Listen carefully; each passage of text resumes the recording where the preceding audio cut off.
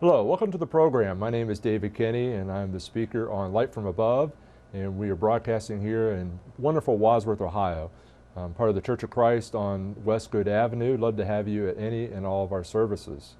And today we're going to talk about a very important question, and that question is, does God exist? And that's really important. A lot of people, they think about the great questions of their lives, like who am I, why am I here, where am I going, those kinds of things. And all those questions are very important. But really they're subordinate to the question above that, and that is, does God exist? And if he does exist, what does he expect for me to do? Does he have expectations for me? And that's the question we want to look at, and that's very important, especially when we want to go to answer these questions of who am I, why am I here, and where am I going? So that's what we're going to look at today, the question of does God exist? And there's a lot of great, wonderful books out there on this subject, and we'll talk about a few of them in this series of lessons on the existence of God.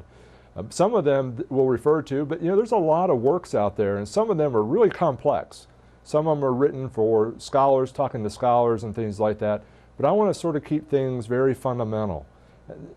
The scholarship has its place, don't get me wrong, I'm not being critical of that whatsoever. But if you can't keep the arguments within the minds of men, how are you going to be able to persuade them? If they don't understand, how are you going to be able to reach them? So that's what we're going to try to do with these lessons. You need to realize too that a Christian has a responsibility to defend the truth. Notice what it says here in 1 Peter chapter 3 in verse 15.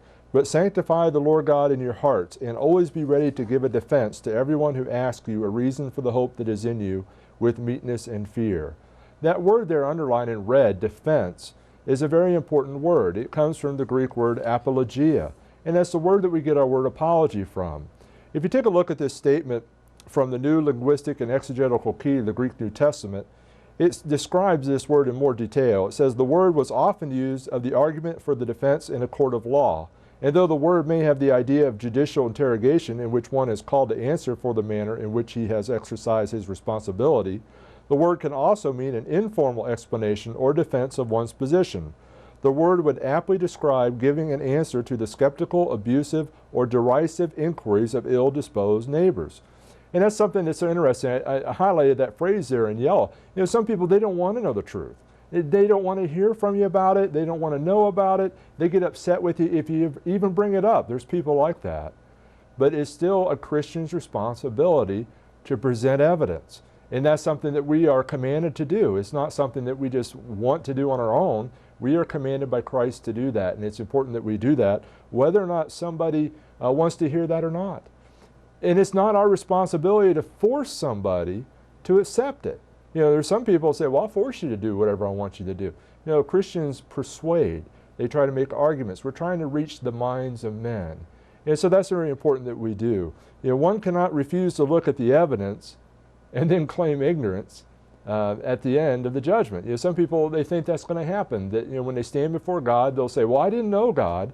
And God's going to know that they had opportunities to examine the evidence and they found other things to do. We can't fool God that way. We have a responsibility to know, and we have a responsibility to seek out that information. Now, in this series of lessons, I'm not going to really discuss too much about the Bible. I mean, I'll read some passages and things like that, but I don't want you to lose sight of the fact that one of the greatest evidences for the existence of God is His Word. And we've had a series of lessons on that already. We talked about the diversity of the writers, the historical accuracy of the Bible, its scientific foreknowledge, and the prophetic nature of the Bible. All these evidences that we've discussed on this program have pointed out that the Bible is a product of a supernatural mind, and that is God. So even though we're not going to necessarily re-examine all that, I don't want you to forget the Bible is one of those pieces of evidence for the existence of God. And that's something we need to keep in mind. So, we need to remember that. Now, today we're going to look at the first argument in our series, and it's called the Cosmological Argument. And that's what it's called. It's called the argument from causality. And the basic structure of this argument is what we observe and experience is contingent. A contingent system can't be infinite. And that's important. Since a system is not infinite, then it must have a first cause. The cosmological argument is sometimes called the argument of causality. And here on the screen we have the first premise: everything that begins to exist has a cause. Premise number two: the universe began to exist, so the conclusion is the universe has a cause. Now you might ask the question, well, what does contingent mean? Well, contingent has the idea there's a connection. There's a connection to that cause. In the literature that I was looking at, preparing for these lessons and other studies I've done, one of the illustrations I appreciated trying to describe exactly what it's talking about is a train.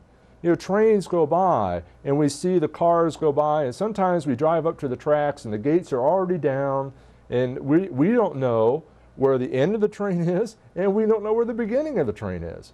But you know what we do? We may not know where the end is, but we know the train has a beginning. We know that. Well, why? Because all these cars are moving. So what's the first cause? Well, the cause is that engine. That engine is pulling each of these cars along. And so that's what we mean by a contingent system. The movement of the railroad cars is contingent upon the force generated by the locomotive engines. Well, it's the same thing. The universe exists, it continues to go on because of the original cause, and that original cause we believe is God. Now, have you ever had someone tell you that they will not believe the existence of God unless you use the scientific method? I get this quite a bit when I discuss this subject with people. They'll say, I'm not interested in any kind of evidence unless it's subject to the scientific method. And you need to realize something, and this is really important that you know. Evolutionists, you know, they can't use the scientific method either when it comes to the origin of the universe. But let's just take a look at the idea of what the scientific method is. Take a look at this chart. I imagine you recognize it. It's a version of a chart that I created from different ones I looked at. But you may not realize that this scientific method was created by Sir Francis Bacon. And you know what? He wasn't an atheist. And that's something that people need to keep in mind. He made this statement about philosophy and atheism. He said, "It is true that a little philosophy inclineth men's mind to atheism, but depth in philosophy bringeth men's minds about to religion. For while the mind of man looketh upon secondary causes scattered, it may sometimes rest in them, and go no further. But when it beholdeth the chain of them confederate and linked together, it must needs fly to providence and deity." Now, so he's talking about a situation that sounds like this contingency kind of argument, this cosmological argument. And notice he also makes this statement, and take particular notice of what he says here. Quote, "They that deny a God destroy man's nobility, for certainly man is of kin to the beast in his body, and if he be not of kin to God by his spirit, he is base and a noble creature." You know, we sometimes point out that we teach our children in school, we teach them evolutionary theory, and we tell them, well, you're no different than the animals, and then we're stunned when they act that way. Don't we realize that there's a cause and effect there? We should realize that. Well, that's what Bacon's pointing out. Well, the interesting thing is Bacon is the one that developed this scientific method, but he rejected atheism. He rejected evolution. He knew that they were false. So it's interesting, sort of ironic, that you have atheists today that say, well, I won't accept any evidence unless you use a Bible-believing person process to prove it to me. And it's just sort of ironic. I think it's sort of funny when you think about it. But the scientific method deals with observable data that can be gathered, tested, measured, and to prove or disprove a hypothesis. And we all recognize that, but we need to recognize the fact that the creation of the universe is not an observable event. And that's important to note, because some people, the evolutionists will say, well, you can't go back and you can't prove this. You can't prove the origin of the universe using the scientific method. But you know what? They can't either. They can't do it either. It's not an observable event, but it is a revealed event. It is a revealed event. God revealed what happened to us in His Word. But we're going to stick to some other things about, what about this evidence? Now notice, I mentioned that atheists are contingent on this as well. Take a look at this chart here from, this is Mortimer Adler. Mortimer Adler's statement. He was a former atheist who ended up rejecting atheism. He wrote a powerful book entitled How to Think About God, a Guide for the 20th Century Pagan, and includes this statement. And this is quoted in an article in the issue of a new journal called Sufficient Evidence that you might find interesting. The number's there if you want to subscribe to that. But Mortimer Adler made this statement: "The simple, indisputable fact is that the existence of God has never been a subject of scientific inquiry." In other words, you can't use the scientific method. That's what he's saying. "It has never been supposed that the problem of whether or not God exists can be solved by the means and methods at the disposal of the experimental, empirical, natural sciences." Why not? Because the means and the methods of natural science are applicable only to physical, material, or corporeal objects, and God is not a physical, material, or corporeal object. And that's important that we keep in mind. You know, some atheists, they attack Christians as being anti-science, and even some of them will even say, well, you can't even go to the doctor then because you're anti-science, but that's not true. Christians are not anti-science. I mean, that's an absurd charge, but yet I see people make that. So if you're looking for some scholarly information about some of these matters, you may want to pursue a subscription to Sufficient Evidence. Now take a look at this picture here. This is a picture of a spiral galaxy. And let's ask the question, is the universe eternal, or did it have a beginning? You know, one should note that the universe, the term universe itself means to turn into one. I mean, it's all connected. This is what we talk about, a contingent system. Now, no one denies the universe is present, but how did it get here? How did the universe get here? Well, we have three alternatives. Either it was always here, it's eternal, or it created itself out of nothing, or the universe was created by something or someone. Well, we know that the universe did not create itself out of nothing. Most rational scientists understand that and believe that, but not everybody's rational about it. Let me give you an example of a statement made by someone who rejects that idea. This is what I would call an irrational atheist. He makes this statement. His name is Quentin Smith. He says, "The most reasonable belief is that we came from nothing, by nothing, and for nothing." That's his view. But you know what? Even other atheists wouldn't agree with Quentin Smith. Now, for example, David Hume, he wrote in 1754, and notice what he says: "I never asserted so absurd a proposition as that anything might arise without a cause." So when I say that's absurd, I'm just using Hume's words. You know, the idea that something came from nothing, we know that's scientifically impossible, but yet some people hold the position the universe just happened, came from nothing. And we know that that's not the case at all. So is the universe eternal, or did it have a beginning? Well, we know the universe is not eternal. Take a look at this passage here. This is the what they call the galactic center of the Milky Way galaxy. You know, the idea of infinity as it relates to time is only a conceptual idea. Infinity does not really exist in actuality. Now, that's a little much to get your arms around, but does the denial of an infinite past series of events or time rule out the existence of God? No, because there's a difference. You know, there's a difference between adding one event in front of another and eternity. Those are not the same concept. William Lane Craig made this statement in Lee Strobel's book, The Case for the Creator. He said, "It rules out the concept of a God who has endured through an infinite past time. But that's not the classic idea of God. Time and space are creations of God that began at the Big Bang." He believes in the Big Bang theory. "If you go back beyond the beginning of time itself, there is simply eternity in the sense of timelessness. God the eternal is timeless in his beginning. God did not endure through an infinite amount of time up to the moment of creation. That would be absurd. God transcends time." It reminds me of this passage the psalmist wrote in Psalm 90 verse 2 on your screen there. "Before the mountains were brought forth, or ever you formed the earth and the world, even from everlasting to everlasting, you are God." Perhaps you're skeptical about the idea that the universe is not eternal. Ask yourself this question: if the universe was eternal, would it change? Would it grow smaller? Would it become bigger if it's eternal? If it's already, static and would it be changing? If it grows larger, what would it be growing into? What's beyond it if it's getting bigger? Now, that's something that you're going to have to really think about. Do you realize that scientists have given up the theory that the universe is eternal? I mean, you'll read papers and you'll read articles and you'll read books and they'll say, well, the universe has always been here, always will be. Scientists have given that up. Cosmologists, they know that's not true. Now, you may not have heard that, but it doesn't change the fact.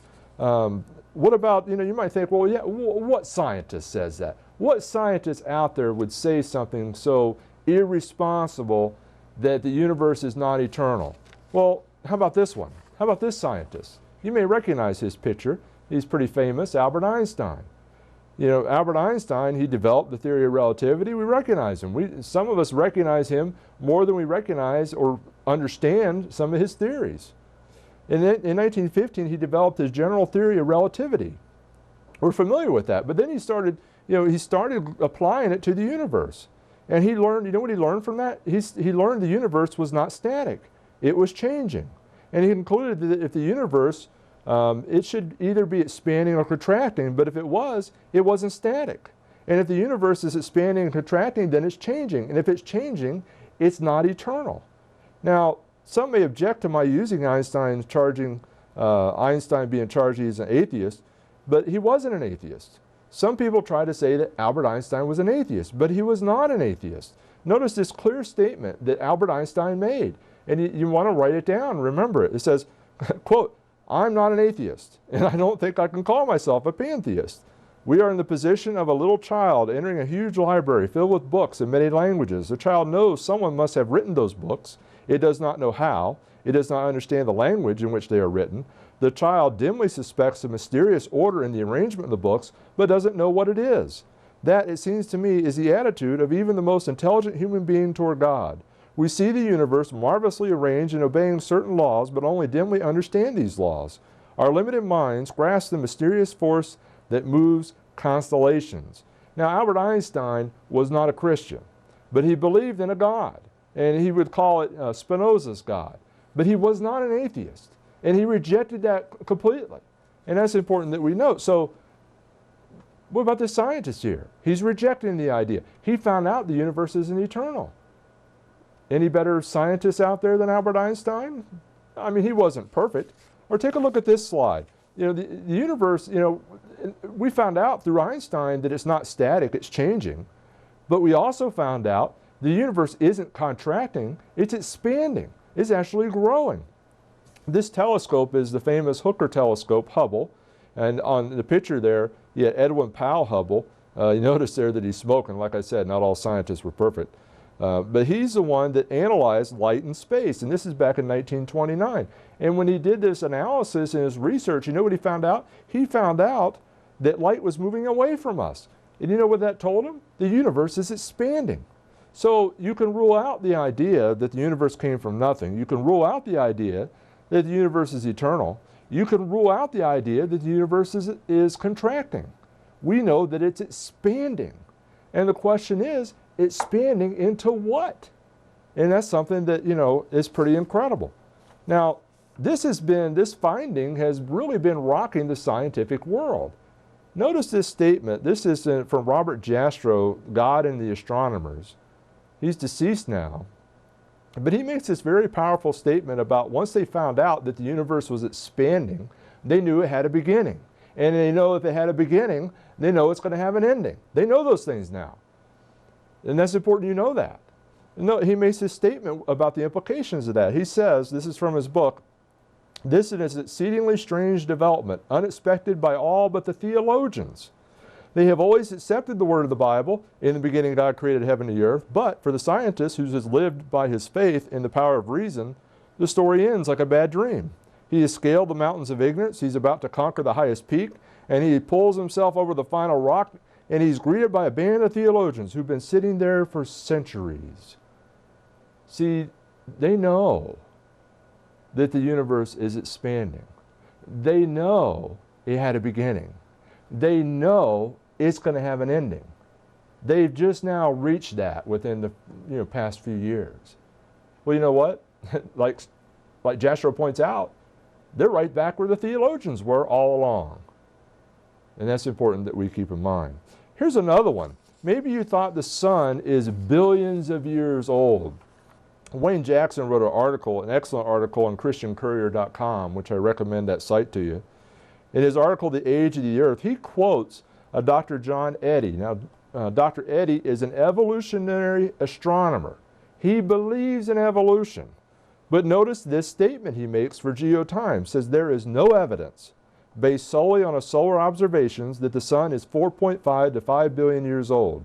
I suspect that the sun is 4.5 billion years old. However, given some new and unexpected results to the contrary, and some time for frantic recalculation and theoretical adjustments, I suspect that we could live with Bishop Ussher's value of the age of the earth and the sun, about 4004 BC. I don't think we have much in the way of observational evidence in astronomy to conflict with that. Now, this is a guy who's an evolutionist astronomer. He's an honest one. He still wants to believe in evolution, but he's telling you, I don't have the evidence to back up a 4.5 billion year old earth. It's not there. But I can remember in school, I mean, it was an indisputable fact the earth is billions of years old. Keep in mind that, don't let assertive assertions fool you for evidence. People are really good at asserting things, and some of them are very strong about it, but don't let that keep you from looking at the evidence. Ask them for the evidence. It's important that you keep that in mind.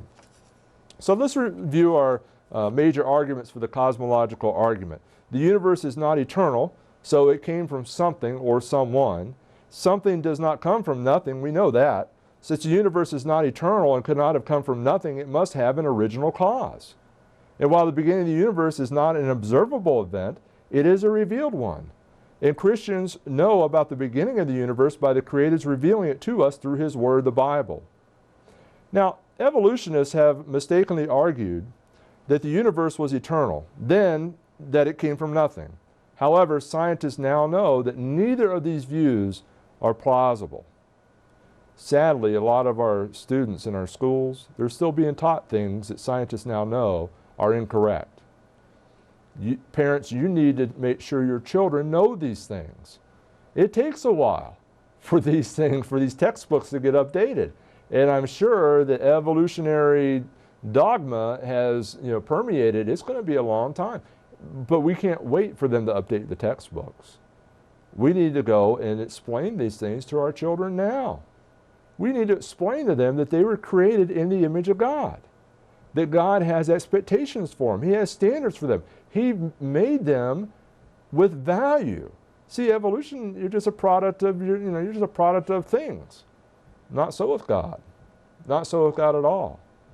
It's amazing that people scratch their head wondering why they teach their children to know different animals, and they're puzzled why they act that way. It's something that we really, as parents and responsible citizens of our land, really need to give thought to. We really do. The cosmological argument, the argument of causality, holds that the universe had an original cause. The Bible teaches that God was that original cause for the universe and all that is in it. And the atheistic evolutionists will never be able to refute that. They'll never be able to do it. Remember the scientific principle that something cannot come from nothing. Remember that the universe is not eternal. It came from something or someone. God is a spirit. He's not material. He's not bound by time and space as we are. Remember that statement. He transcends that. That's important to remember. He's not a God that surpasses a series of events, one before the other. That's not eternity. God created time, lives within that period of time, and will live when time is no more. He's eternal. Don't miss that. That's very important that you know. Eternity was before time began, and it will endure when time has ended. God is the eternal spirit who created time, space, and energy. Does God exist? The cosmological argument shows that He does. What about you, my friend? Be sure to study your Bibles. Thanks for watching our program today. Before we close our program today, we'd like to take a moment and review this roadmap to heaven with you, since the matter is so serious.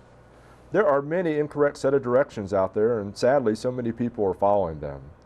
For example, some people have been given wrong turns. They believe things such as faith only, works only, or grace only. Or some attempt to change the order of the turns, being baptized before they even believe. Some people fail to realize what point they are on the map. Don't even open their Bibles yet, and they think they're saved already. As a person travels in a car or takes a hike, it has to follow the proper directions, so we must follow the proper directions to heaven. Let's take a look at the directions on our roadmap to heaven here. You have to look at these passages in your Bible for yourself. We'll just list the steps, the turns on the way. First is to believe or to have faith. And then number 2, to repent, to turn away from sin. Number 3 is to confess that Jesus is the Son of God. Number 4 is immersion, or to be baptized, which is a burial in water to have your sins washed away. And then you're added to the church by the Lord, not by a group of people, or not by giving some kind of testimonial experience or things like that. And then once you're added, you need to serve and worship the Lord faithfully all the days of your life. And the key word's faithfully. You don't waver. And that's very important. We need to keep in mind, too, that in Noah's day there was a big flood, and only people in the ark were saved from the flood. The same is true today. There is no salvation outside the Lord's church. Where are you on the roadmap to heaven? Thanks for watching our program. Please let us know if we can assist you with further information for your journey.